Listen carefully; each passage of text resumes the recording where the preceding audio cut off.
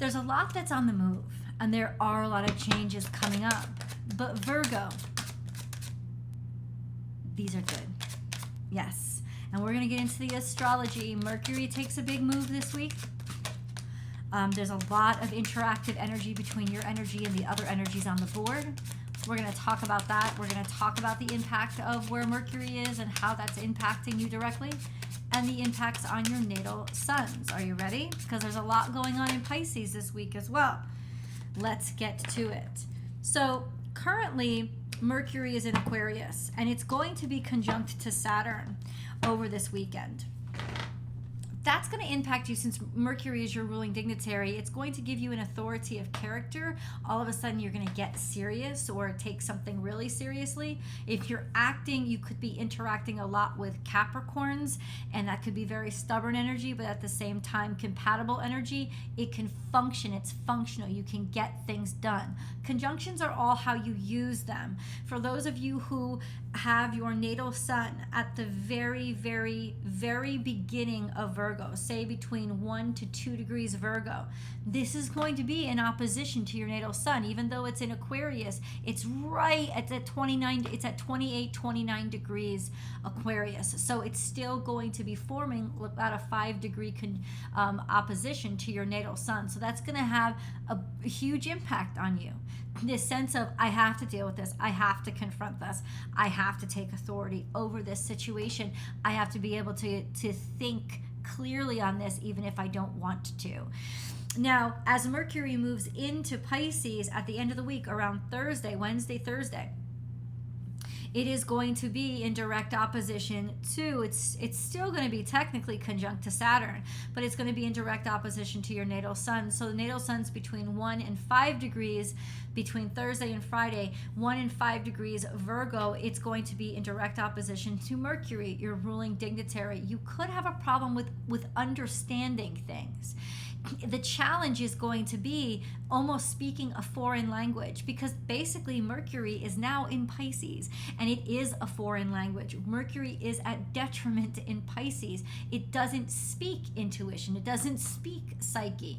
But I've always said that you guys are very psychic and intuitive. You just talk yourself out of it. So if you cut out the rationale, this is when Mercury is forced to find its intuitive side, to listen to its faith, to not have to make sense so much as make faith. And this is going to be challenging, but it's also going to bring about a lot of fantastic changes. The sun is in Pisces as well. So for those of you who are early to late Pisces, say between 5 to 15 degrees, the sun is going to be in direct opposition to your natal sun. So this is a challenge of sorts in terms of who am I? Self-reinvention. Shedding light on things or aspects of me that I don't like to see, but are useful now and can really help to have a positive impact on how my life is going. It's like all of a sudden you see possibilities where you didn't see possibilities before. And for those of you who are born late Virgo season, so between 20 degrees and 30 degrees, your natal sun, Virgo, you're going to be in direct opposition to Neptune, which is very foggy, which is very nebulous, which is very kind of dreamy and easily distracted. And you may find yourself having brain fog more than you normally do. But Neptune is going to be there for a while. So this is sort of a condition that you've probably already gotten used to. And like I said, it can lead you to a great deal of creativity. It could also lead to some unexplained congestion or health problems. So just take note of it and treat yourself with care. Now, the huge stellium in Aries has to draw our attention to it because it's not impossible to overlook it. Venus is now in Aries, and she will conjunct Jupiter and Chiron by Wednesday. This is going to be in Aries, so it is going to be says a square to where you are. What does that mean? It means it's intentionally posing challenges and disrupting your life, but it's not bad. There's such joy and abundance that comes from this. It's almost like, ready or not, it doesn't matter. You got to get happy about this. There is a sense of struggles and challenges that are leading to great joy and abundance. And will it be something that you have to, you have to cope with it. You have to cope with decisions that you didn't make. It'll challenge you, and then it'll challenge your aspect of, but I want to control everything. I want to expect everything. I don't like surprises. I can't tell you how many times I've heard that line from a Virgo. I can't stand surprises. I want to be in control. I want to know. I want to plan. Well, it's not planned. It's more spontaneous. But ultimately, it's such wonderful news that, like, it makes you, at least for a moment, consider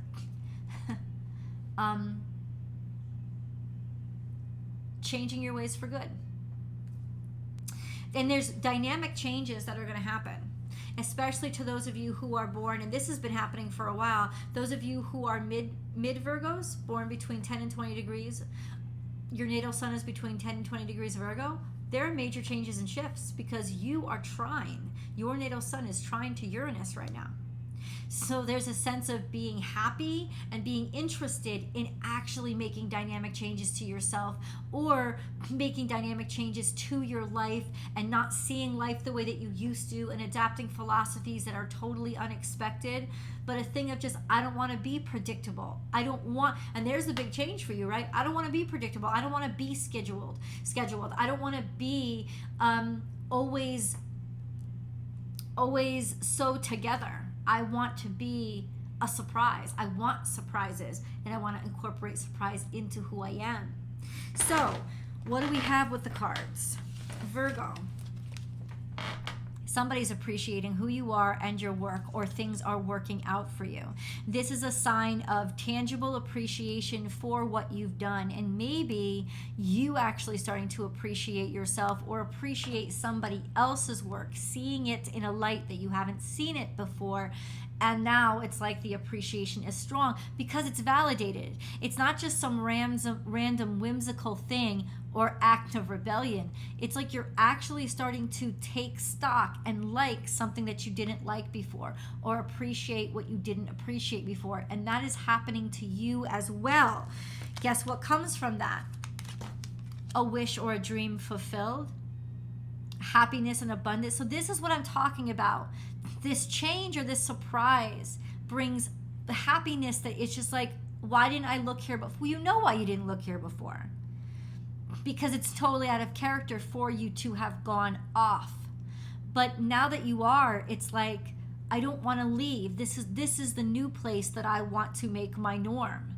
Happiness, dreams, wishes fulfilled. This could be actually somebody offering you a job, giving you a raise, appreciating what you do, an opportunity, a breakthrough, people seeing and acknowledging, job well done.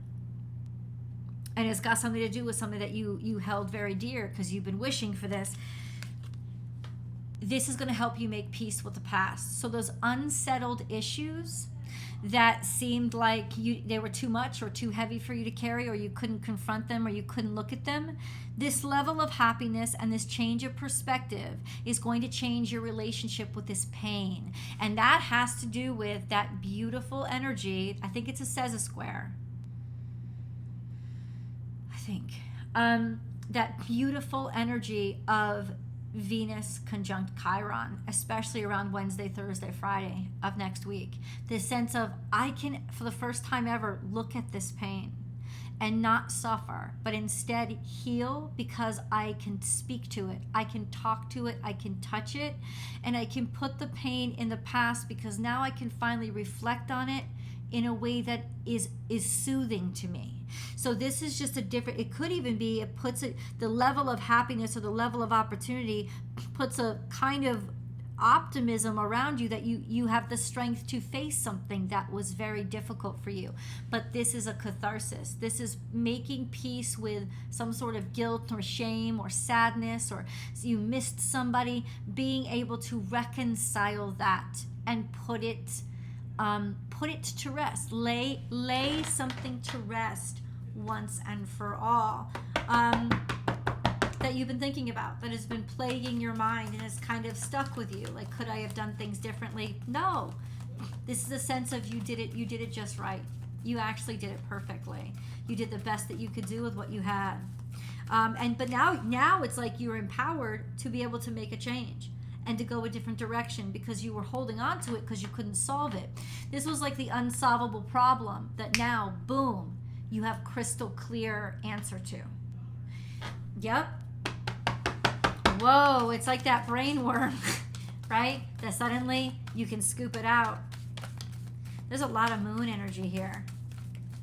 Yeah. So, oh, okay. Your hard work is paying off. This is Capricornian energy. And Mercury does start out the week conjunct with Saturn. So there's a sense of all that discipline, all that hardship. This brings about a new start. Your hard work is paying off, so hold your vision. Don't give up on something. Believe me when I say halfway there is a lot further along than you think, because you will never have to travel the distance that you started out traveling. From here on in, even if you looked at it as a whole new journey, you will never have to travel the distance that you've traveled so far. And so you've come so far. And there's a sense of continue. Your hard work is paying off. And this is the breakthrough. When you finally realize, yes, everything that I have been sacrificing, everything that I have been doing is actually literally, legitimately paying off. So we have a time to give rather than take, Virgo. Here we go. This is your energy. It's a new moon in Virgo. On March 7th, there is a full moon in Virgo. It's about 2 weeks from now. So, what does this mean? Let's think back to the new moon in Virgo. When was the last new moon in Virgo? It was 6 months ago, about 6 months ago. What did you manifest? What did you ask God for? What did you plant the seed of? It's springtime now. You're going to see the spring for the first time. You're going to see this sprig. You're going to see the signs of life. Think back. What did you plant your seeds? What was it? It is something to do with that new moon in Virgo.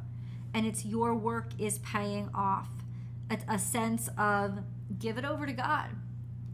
Give it over to God. Or be giving. Or be forgiving.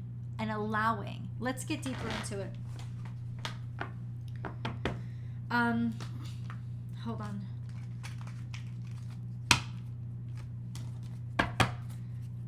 What is a time to give rather than take? If you have a relationship with a Capricorn that's been sort of dysfunctional for a while, this is a sense of being able to start over.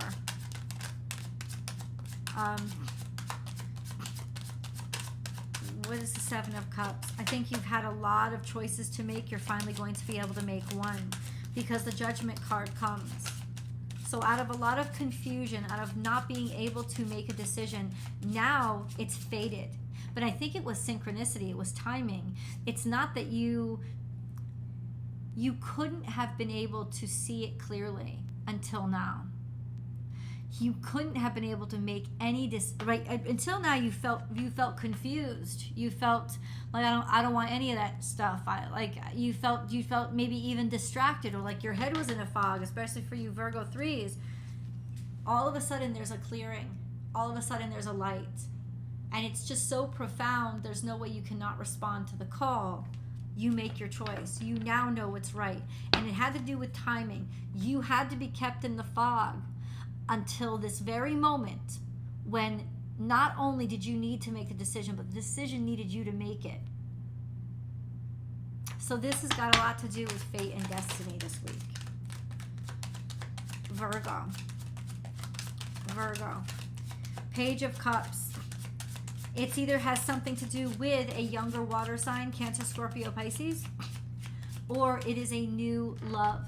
Being ready to love again, being ready to make a new offer of love, being open and receptive to something that you love. This is an act of love.